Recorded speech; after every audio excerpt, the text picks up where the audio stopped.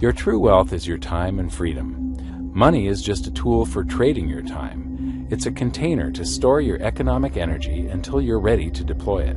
But the whole world has been turned away from real money and has been fooled into using currency. A deceitful imposter that is silently stealing your two most valuable assets, your time and your freedom. Welcome to the rabbit hole. We are entering a period of financial crisis that is the greatest the world has ever known. The wealth transfer that will take place during this decade is the greatest wealth transfer in history.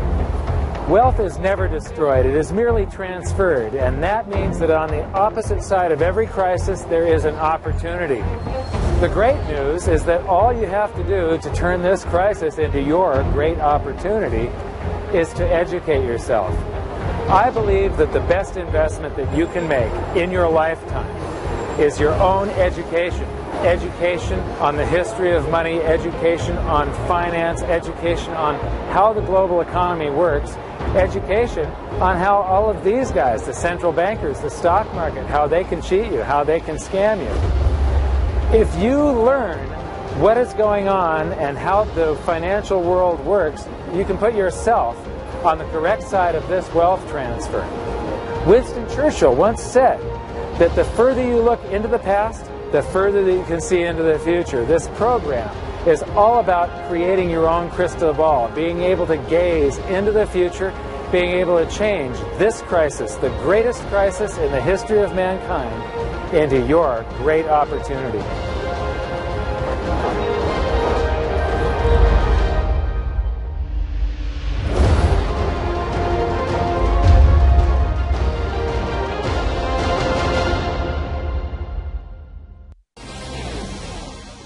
Hi, I'm Bill O'Reilly reporting tonight from South Florida. Thanks for watching us. Are we the people responsible for the chaos that is enveloping America? That is the subject of this evening's Talking Points memo. The folks are indeed responsible for the government they get. Germans could have thrown Hitler out. They did not. Russians fought hard for Stalin. The Chinese surrendered to Mao. The Cubans allowed Fidel Castro to take away their liberty. The folks are responsible. And now Americans are faced with a citizen challenge, not at the levels of totalitarianism, but a very serious economic situation. Yesterday, the Government Accountability Office, the nonpartisan investigative arm of Congress, released its annual audit of the U.S. government. The report covers the fiscal years 2011 and 12. The conclusion of the report is this, quote, absent policy changes, the federal government continues to face an unsustainable fiscal path. Let me repeat that. Absent policy changes, the federal government continues to face an unsustainable fiscal path. If the feds do not stop the wild spending and do not reform Medicare and Social Security, the U.S. dollar will collapse. That means that all of our savings, all of our investments, our homes, and everything else will blow up before our eyes. Now, chances are you will not hear about the GAO's report today, except on this program. The liberal media will not tell you what is going on. The reason? President Obama does not want to cut federal spending or reform entitlements. That is crystal clear. And the media loves President Obama. So the folks be damned. This is like telling people standing on a beach, hey, a tsunami's coming, and if you don't move, you're going to be killed. But the beach folks say, I like it here. I'm not moving. And then eventually the wave sweeps them away. That's exactly what's happening now. We're living in a country that's polarized. We're also living in a country that is becoming addicted to machines, the internet. We discussed that last night. Many American citizens, perhaps most, are now too lazy to pay attention to their country. They're selfish, caught up in individual pursuits. Thus, the federal government has been allowed by we the people to get out of control. Last year, the Fed spent $1.1 trillion more than the government took in. That is grossly irresponsible. The debt now approaching $17 trillion. President Obama, the biggest spending chief executive in history.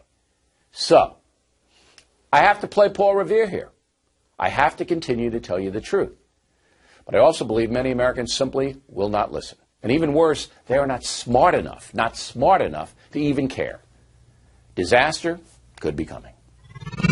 You know, in the U.S., the deficit spending is out of control. And the currency creation, it took 200 years to go from $0 in existence, paper dollars, to $825 billion. And then it took just a few months to go to about $1.75 trillion. In March of 2009, they announced another $1.2 trillion. Now, when they do that, that's just printing currency. That's like just running the printing press. There's a blizzard of paper right now. Never before have all the world's currencies been fiat currencies. All that paper throughout history tries to come and land on this same tiny little pile of metal periodically. Right now, gold has begun this accounting again. This time, it's going to be worldwide. This is the greatest opportunity in the history of mankind because this is going to be the greatest wealth transfer in the history of mankind. Throughout history, they start off with a certain amount of money in their society, gold and silver. And they come out with representations of gold and silver, like paper notes or debased coinage, where you're mixing it with copper. And they increase the currency supply. And gold and silver sort of lays dormant, it lays in wait until the public realizes, they start to sense the inflation of prices that are caused by the inflation of the currency supply. And then they rush back toward gold and silver to protect their purchasing power, and in doing so, they bid the price up until it accounts for the currency supply. And that's your opportunity. That's this enormous wealth transfer.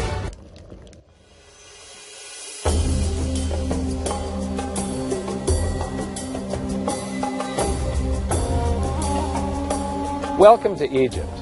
This is where it all began. Roughly 5,000 years ago, the Egyptians started using gold and silver as their predominant form of currency. But it was not yet money. The pieces of gold and silver that they were using were odd sizes and weights, odd purities, so it still was not interchangeable, where each unit is the same as the next. This meant that nothing really had a price yet. You couldn't put a price of so many coins on something because they didn't have coins yet.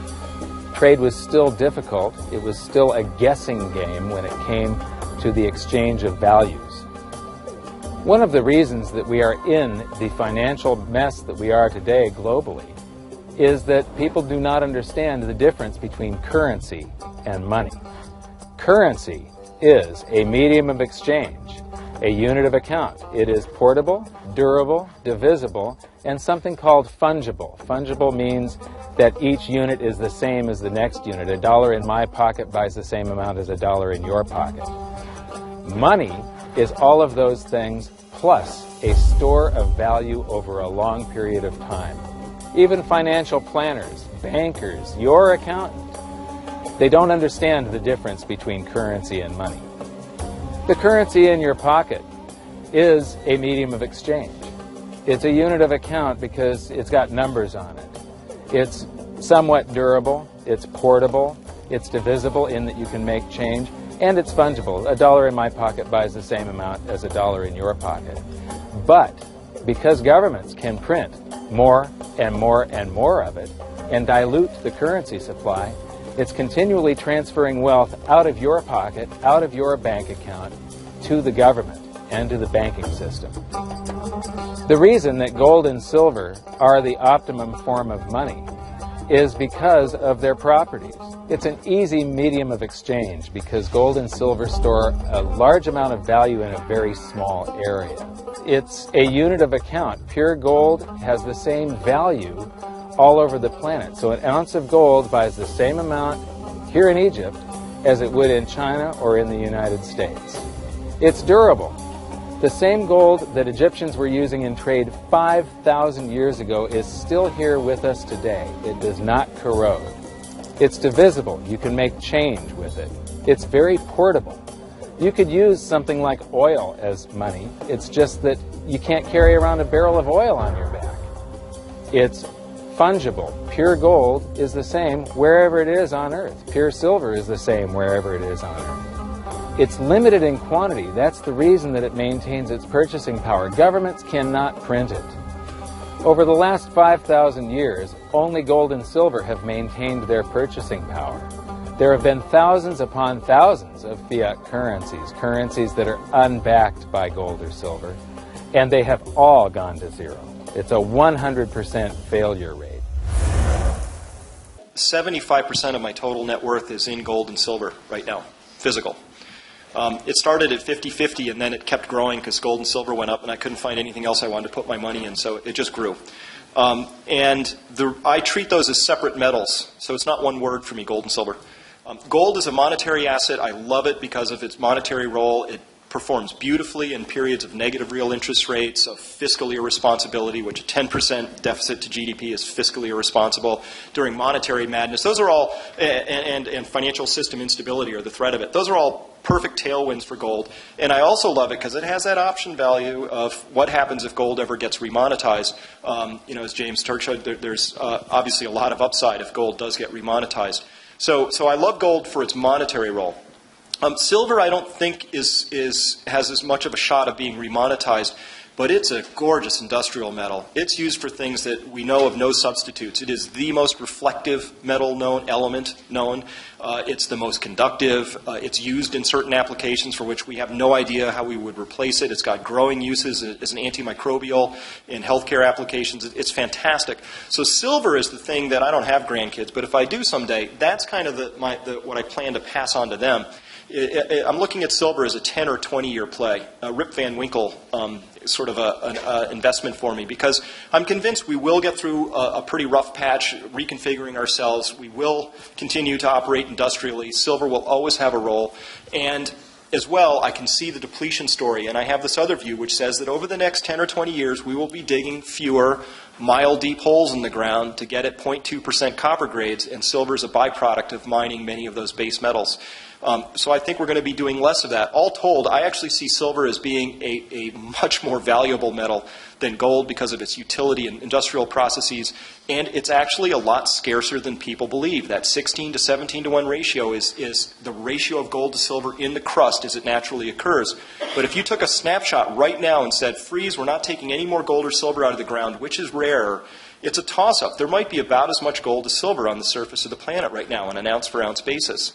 So silver's reduced value, in part, is predicated on the idea that we're going to constantly, forever, be pulling more out of the crust of the earth, and that might happen. I don't think it's true. And so that's part of my investment philosophy around silver. It's a very scarce, depleting mineral, and something that I think will grow only more scarce, and has got incredible utility, and it's really shiny, and I like how it looks. Now, silver. Tell me about silver. Silver is silver story. Give me the silver story. Silver is an extremely interesting metal.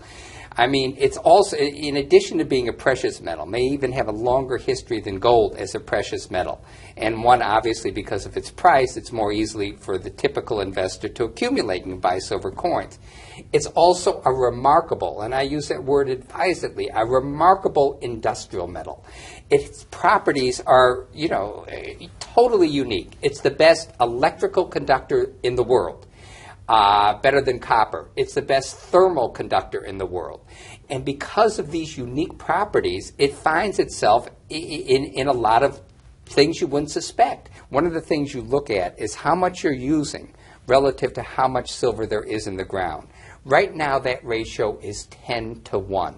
That means that you're using 10 times more silver. Every year, we've been mining about 1/10 of the reserve base of silver. Oh, my God. That's scary. That is frightening. That means that we have to increase this resource dramatically, or else we're just going to run out of silver. And so you ask me for prices of silver. If I told you $100 based upon everything that I'm saying right now, I don't think in any way you could call me crazy. I mean, silver, I think, could, barring a collapse in China, which I just don't see, barring another major worldwide catastrophe, I think silver could be an absolute huge, huge winner. There's very little of it, and we need it for everything.